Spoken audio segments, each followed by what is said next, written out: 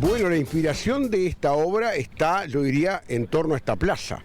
Aquí a las espaldas nuestras está Torre Ejecutiva, que es de 2009, casa actual de gobierno. Al lado está el Palacio Esteves, que fue casa de gobierno entre 1880 y 1985. Y en el primer piso de casa del Palacio Esteves está el Museo de la Presidencia, el Museo de la Casa de Gobierno. Y ahí trabajé ya, yo diría, fines de los 90, casi en el siglo, terminando el siglo pasado, ya que se inauguró en el 99. Y ahí un poco me picó el bichito del tema, de escribir algo sobre el tema. Y ahí salió, el primer libro fue en el año 2000, y se llamaba Por mi honor, no tenía este título, y a partir del 2004 hicimos la saga del libro Presidentes Uruguayos, agregando siempre el primero fue Jorge Valle, después tuvimos a Tabaré Vázquez, José Mujica, la calle Pou, por supuesto, también, y a partir de la asunción de Yamandu Orsi, también con este último presidente, el actual, por supuesto. Lo primero que hago es ubico en sus ancestros, de dónde vinieron, ¿no? O sea, por supuesto, muchos hijos de inmigrantes, la mayoría, pero también qué estudiaron. Muchas veces no había, por ejemplo, los primeros no había Universidad de la República aquí, es de 1849. A qué se dedicaron, de qué trabajaron, y luego un poco lo que es la trayectoria política, la llegada al poder, el periodo presidencial, o los periodos, porque hay algunos que fueron más de una vez presidentes, finalmente siempre es una especie de juicio de la historia, o sea, una frase o dos que hablen un poco de cómo lo recuerda la historia, aunque la idea es que cada lector se forme su opinión sobre cada uno de estos presidentes. La última edición era de marzo del 2020, el tristemente recordado marzo del 2020 de la pandemia. Ahí incluso no pudimos hacer un lanzamiento presencial, tuvimos que hacerlo virtual en aquella época. Y bueno, sin ninguna duda, después vino, por supuesto, la posibilidad de rehacerlo. Y el gran tema era que no solo era agregar el gobierno de la calle Pou y Orsi, había que poner algo más. Y por eso es que, por ejemplo, hablamos de las casas de gobierno, las casas donde vivieron los presidentes. Hoy se da que el presidente vive incluso fuera de Montevideo, ¿no? ¿En qué lugares vivieron? En 1948 se genera Suárez y Reyes, ¿no?, como residencia oficial. Por ejemplo, la banda presidencial, por ejemplo, las primeras damas, o los vicepresidentes también, que es una figura relativamente nueva, tiene menos de la mitad, o sea, de la historia uruguaya, es de 1934 la vicepresidencia.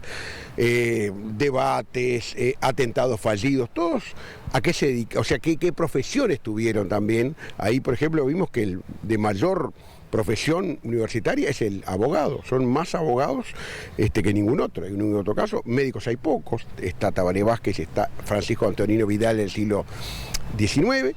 Militares los hay en el campo de batalla, como fueron los primeros, Rivera, por ejemplo, Oribe, pero los hay también ya profesionales, caso de Gestido, caso de Gregorio Álvarez también, que fue dictador. O sea, como vemos, no solo lo que es cada figura, sino un poco un contexto de distintas características que siempre son interesantes para el lector.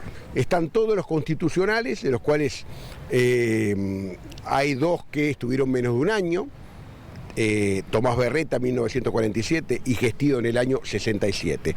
Pero también nos pareció importante poner todos los que estuvieron más de un año, aunque no fueran constitucionales. Y ahí entran dos dictadores, que es Aparicio Méndez, del 76 al 81, y Gregorio Álvarez, del 81 al 85. O sea, un poco el criterio es ese, porque había que poner un criterio, es que todos los que están más de un año, que han estado más de un año, estén en el libro, a pesar de no ser estrictamente presidentes constitucionales. En el libro, además de los presidentes, además de todas las particularidades que hablaste vos, también hay personajes pintorescos, como el de Domingo Tortorelli. Quiero que me cuente usted. Claro. ¿Quién es y de qué habla en el libro? ¿Quién fue? Pero además ahí, en ese capítulo, yo jugué con dos. Uno de verdad, que es el Instituto Domingo Tortorelli, candidato en la década del 40 y parte de los 50, que obtenía muy pocos votos, creo, cuando tuvo más votos fueron 70 votos, y que tenía aquellos proyectos de canilla de leche en cada esquina, techar el Estadio Centenario, las calles, hacer una gran ruta en bajada a Rivera, o sea, todas esas cosas que él la planteaba seriamente en un discurso que hacía en su casa, que eran 18 Pablo María. Allí tenía un equipo de amplificación y la gente se arrimaba. Yo diría que serían una mínima parte de los que eran seguidores de él. Se arrimaban para escuchar un verdadero stand-up de la década del 40. ¿No? La familia solamente, ¿no? No, porque era jocoso sin duda. Y el otro es Pinchinatti, que ese sí no existió. Era Ricardo Espaltero, un recordadísimo actor, que un día se le ocurrió en un viejo programa llamado De Calegrón en Canal 10, venía la campaña del 89, y se les ocurre, digo, vamos a generar un candidato, generan el candidato, lo sacan del estudio, hacen un acto en el Palacio Peñarol, un domingo de tarde, llenan el Palacio Peñarol, ¿no? Y era muy, además, hay que ver todavía en YouTube, se pueden ver incluso los spots, están subidos, ¿no? Finalmente se retira porque se ve que alguien de la clase política no le gustó, porque era ya una burla que estaba llegando demasiado lejos, ¿no? Ahí está. Y entonces ahí él se sacó el bigote y dijo, bueno, Pinchinatti no existe, bueno, esto es una broma. De todas maneras, aparecieron votos a Pinchinatti en esa elección y en la última. La gente se acuerda y no sé si imprime lo que encuentra en redes y eso que quieren tener una actitud como de protesta ante el sistema y votan, entre comillas, a Pinchinatti. Este libro se puede leer, o sea, yo diría haciendo zapping, como cuando estamos cambiando de canal a ver si encontramos algo que nos gusta, capaz que decir, bueno, lo quiero leer sobre un presidente del siglo XIX, bueno, buscar, que lo quiere leer de un tirón, tiene más la idea del proceso histórico, ¿no?